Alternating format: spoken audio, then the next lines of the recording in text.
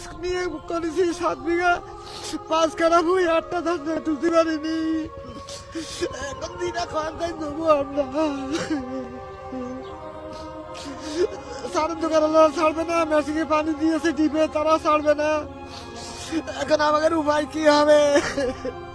1 KG তো নিতে পারেননি বাবা। না, নিতে পারিনি আমরা বাড়ি। তো যখন সারেওয়ালারা পানি দোকানে টাকা চাইবেন তখন কি করবেন বাবা? তখন আমাদের গলায় দড়ি দিয়ে আসা কোনো উপায় নেই। আমরা নিচে টাকা তুলে আমরা কিনে দেবো, শোধ করবো, কোয়াতে খাবো, লোন ঘেটে না তাকে টাকা দেবো। ছেলে প্রতিবন্ধী, কাজ করে নাই, বউ ছেলে মিলে কি করবো?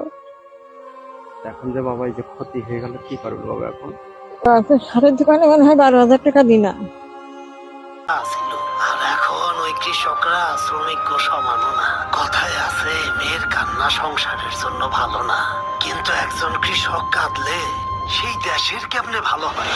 কি নাটক স্যার, আপনার আর কৃষিকাজের মধ্যে কি সম্পর্ক? কিন্তু এই মাটিতে পা ফেলার পরেই আমি বুঝতে পেরেছি পৃথিবীর প্রতিটি মানুষেরই কৃষিকাজের সঙ্গে সম্পর্ক রয়েছে। একজন কোটিপতি মানুষের সকালের নাস্তা জ্যাম পাউরুটি থেকে শুরু করে গরিব মানুষের জাউ ভাত, যাদের বেঁচে থাকার জন্য খাবার দরকার, তাদের প্রত্যেকেরই কৃষির সাথে সম্পর্ক আছে। আমরা সেই কৃষকের সাথে সম্পর্ক ছাড়াই বেঁচে আছি যারা আমাদের জন্য ফসল ফলাচ্ছেন। কিসের সম্পর্ক স্যার? কৃষক কৃষকের কাজ করছে, আমরা আমাদের। এর অর্থ কি আমরা আর কৃষক এক স্যার? কৃষক আর আমরা টাকার জন্যই তো কাজ করি স্যার। টাকা? হাহ। আপনারা বেতন না পেলে তখন কি করবেন? জমানো টাকা থেকে খরচ করব। যদি আপনাদের 6 মাস বেতন না দেয় তখন কি হবে? এই চাকরি ছেড়ে দিয়ে আরেকটা চাকরি খুঁজবো। কৃষকরা যদি তাই ভাবে তখন কি হবে? প্রতি 2 বছর অন্তর আমাদের বেতন বৃদ্ধি না করা হলে আমরা রাস্তায় নেমে আন্দোলন করি।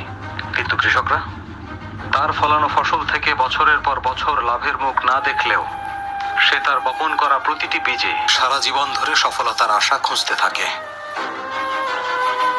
এমন কৃষক আর আমরা কিভাবে এক হতে পারি? কি বলতে চাচ্ছেন? আমরা এখন পোশাক বদলে কৃষিকাজ করা শুরু করব? চাষাবাদ কাপড় বদলানোর মতো এত সহজ ব্যাপার না স্যার। এটা মাটি আর মানুষের এক সুন্দর সম্পর্ক। এটা এমন এক বিজ্ঞান যা বিজ্ঞানীরাও বুঝতে পারে না, শুধু একজন কৃষকই এটা বুঝতে পারে। একজন কৃষক আত্মহত্যা করলেও আমরা পরোয়া করি না। এটা দৈনিক পত্রিকার একটা মামুলি খবরে পরিণত হয়েছে। একজন কৃষকের মৃত্যুতে যে কি পরিমাণ ক্ষতি হয় সেটা আমরা বুঝতেও পারি না। কৃষকের সংখ্যা কমে যাচ্ছে আর ভোক্তার সংখ্যা বৃদ্ধি পাচ্ছে, যার ফলে দ্রব্যমূল্য বৃদ্ধির সাথে সাথে খাদ্যে